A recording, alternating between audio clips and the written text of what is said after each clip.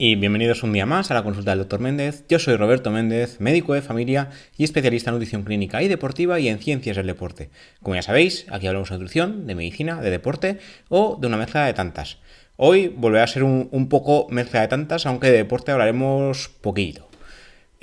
Como siempre, recordaros la Academia Nutricado, cursos de nutrición y deporte. Por una parte, Raquel Casaes, nutricionista, habrá la parte práctica, después de muchos años pasando consulta muy centrada en nutrición y deporte. Y por otra parte, yo haré la parte teórica, científica, como no podía ser de otra manera. Como siempre, os animo a entrar a la web edu.nutricado.es. Y ya, sin más dilación, hoy hablaremos sobre arroz.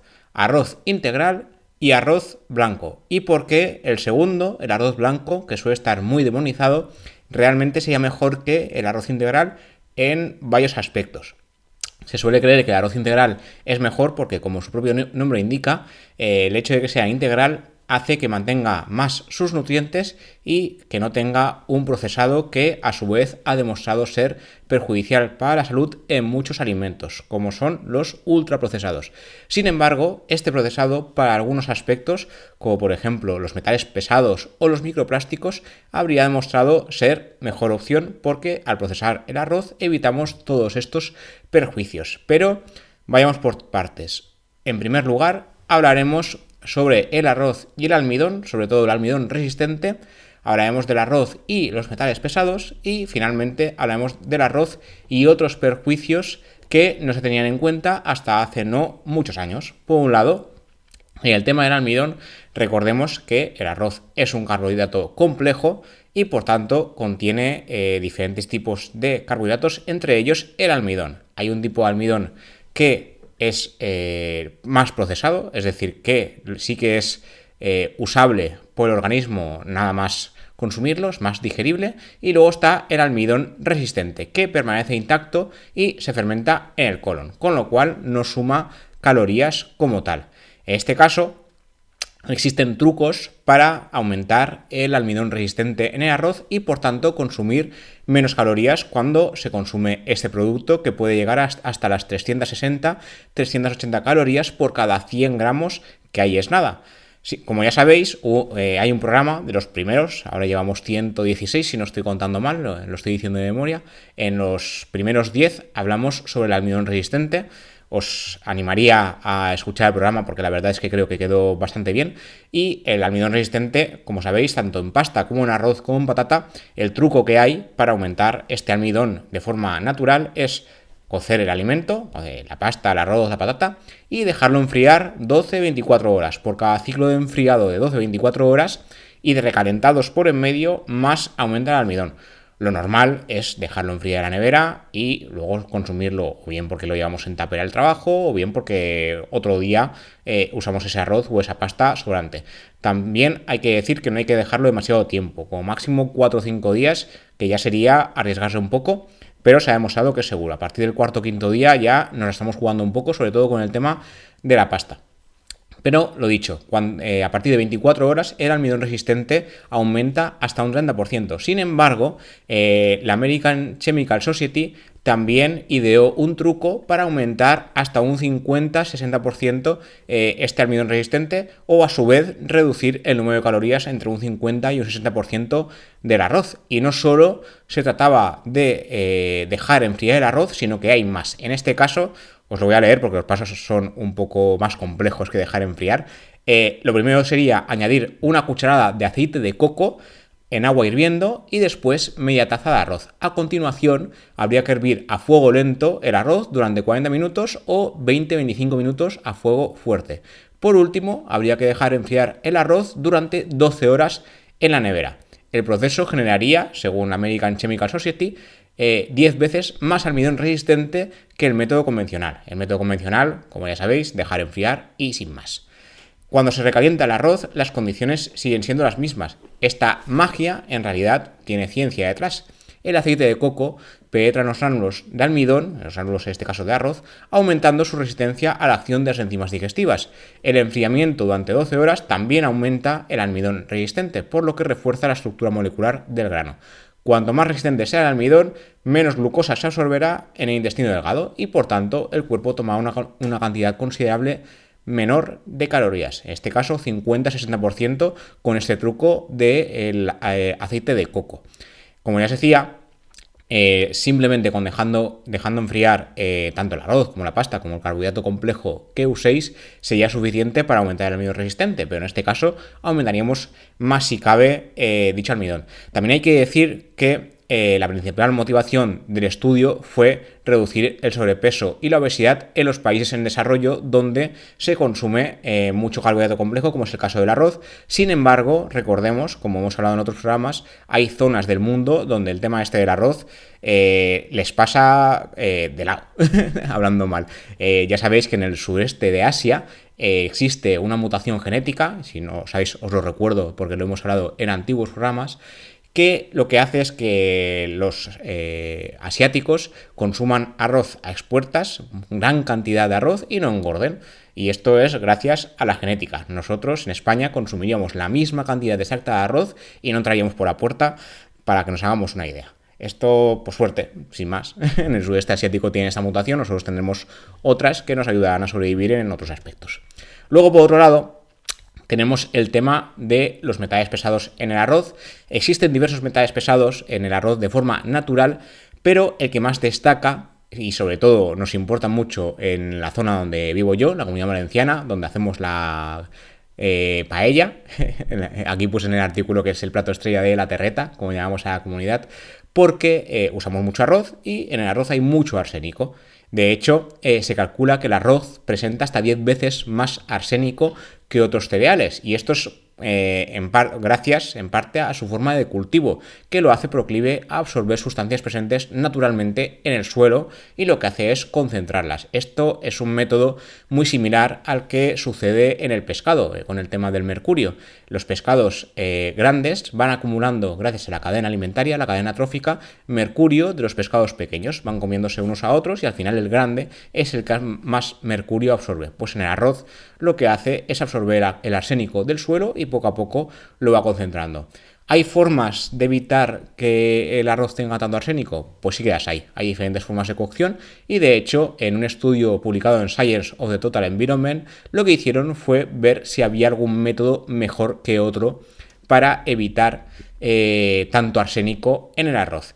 Y la conclusión fue que había un método en especial que ellos llamaron PBA, os lo voy a leer en inglés, aunque mi inglés no es muy bueno, que sería Parboiling Weak Absorption Method, que traducido al castellano sería método de absorción vaporizado. Sería el ideal para reducir la mayor parte del arsénico en el arroz y al mismo tiempo conservar sus nutrientes. Sí que es verdad que muchas veces se intenta reducir el arsénico de diferentes maneras, pero nos podemos llevar nutrientes por en medio. Entonces, los científicos lo que querían demostrar es que había un método para conservar todos los nutrientes posibles y a la vez evitar todo el arsénico posible.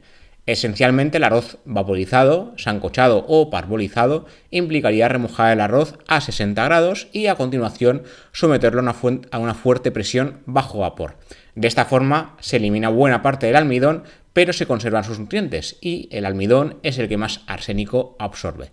En general, el proceso de vaporizar el arroz es más fácil a mano, mejorando su perfil nutricional y cambiando su textura. Pero, ¿cómo podemos hacer esto de la absorción vaporizada en casa, en la cocina?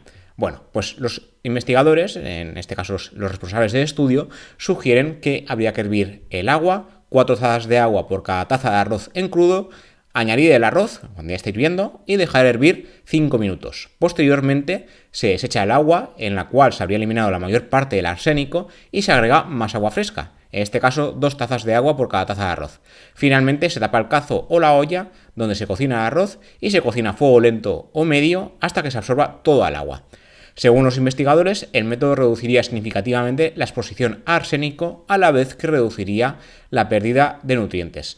De hecho, ellos mismos recomendarían preparar de esta forma el arroz, sobre todo para bebés y niños, ya que serían los más vulnerables a los efectos del arsénico.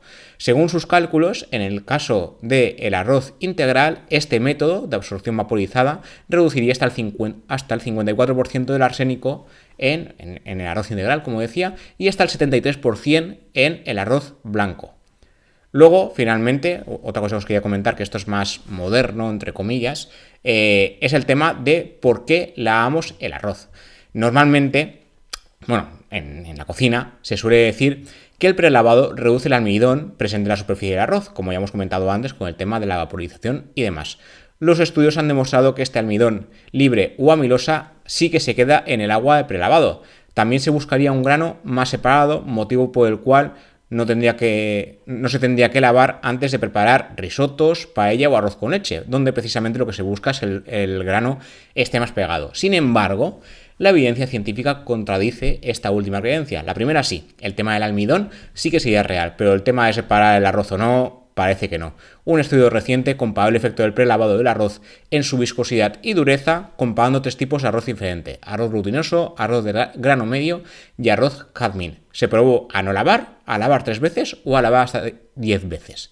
Al contrario de lo que se suele pensar, el lavado del arroz no tiene ningún efecto ni en la viscosidad ni en la dureza. De hecho, se demostró que la viscosidad no se debía al almidón de superficie, sino a otra sustancia, la amilopectina, un almidón diferente que se filtra del grano de arroz durante la cocción. Así, el arroz glutinoso sería el más pegajoso, seguido del grano medio y finalmente el jazmín. Pero ¿por qué lavamos el arroz? Aparte del tema de viscosidad, que como vemos no serviría para nada. Bueno, tradicionalmente lo que se buscaba era lavar el arroz, como su propio nombre indica, quitarle restos de polvo, insectos, cáscaras o suciedad en general. Estas razones, de hecho, siguen siendo importantes en algunas zonas geográficas donde el procesado del arroz no está meticuloso.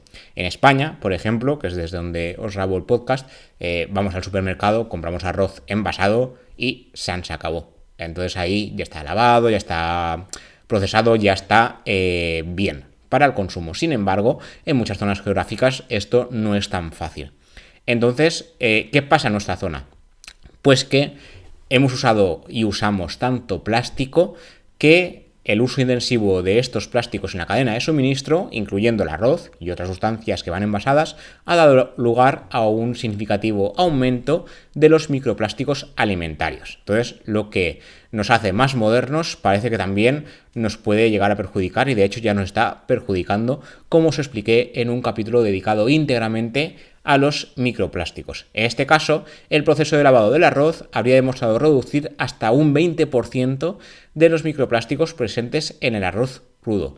En este mismo estudio se descubrió que, independientemente del empaquetado final, ya sea bolsa de plástico o papel, que ya sabréis que algunos arroces van en papel, el nivel de microplásticos sería similar. O sea, realmente no es el paquete final, sino todo el proceso que sigue el arroz hasta llegar a nuestra mesa. Además, los investigadores también habrían visto que los plásticos presentes en el arroz instantáneo o precocido serían hasta 4 veces más elevados que el arroz crudo. No sé si lo conoceréis, supongo que sí, pero hoy en día existen vasitos de plástico de arroz ya precocinado. No os quiero decir marcas tampoco por no hacer publicidad a nadie, pero bueno, hay marcas muy conocidas que venden el arroz empaquetado normal y luego las típicas cajitas que van de 2 en 2 en los supermercados, y que eso lo que hacemos es meterlos en el microondas 1 minuto y ya está, porque ya viene precocinado de antes. ¿Qué pasa con estos? Pues como digo, tienen hasta 4 veces más microplásticos que el arroz crudo normal. En este caso, lavar este tipo de arroz instantáneo reduciría los microplásticos hasta un 40% en lugar de solo un 20% como en el otro. ¿Por qué? Porque tienen más, sin más.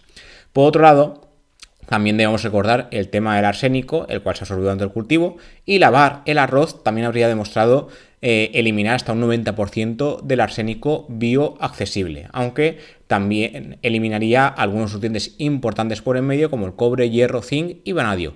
Asimismo, los niveles de arsénico pueden variar según dónde se haya cultivado el arroz y la forma en la que se cocina, como he comentado anteriormente con el método del vaporizado. Finalmente, hay que abordar también el caso del contenido bacteriano del arroz. El lavado en este caso no sería útil para quitar las bacterias. Sin embargo, su cocción a altas temperaturas sí. El tiempo de conservación de este arroz cocido también sería importante. cocinar el arroz no mata las esporas bacterianas del Bacillus cereus, que también se ha demostrado que es un problema en el tema de la pasta. Y si el arroz lavado o cocido se mantiene a temperatura ambiente demasiado tiempo, las esporas se activan, crecen y producen toxinas, lo que al final nos puede llevar incluso al hospital y tener una desgracia. Entonces, los expertos recomiendan lavar el arroz para reducir los metales pesados, arsénico, plomo o cadmio, de un 20 a un 40%. Recordemos que este lavado no sirve para nada a nivel de cocción, es decir, no aumentaría ni aumentaría ni reduciría ni la dureza ni la viscosidad del arroz. Eso dependería del tipo de arroz, siendo el arroz glutinoso el mejor en este aspecto, si queremos que sea más viscoso, seguido del arroz medio, de grano medio, y el arroz jazmín.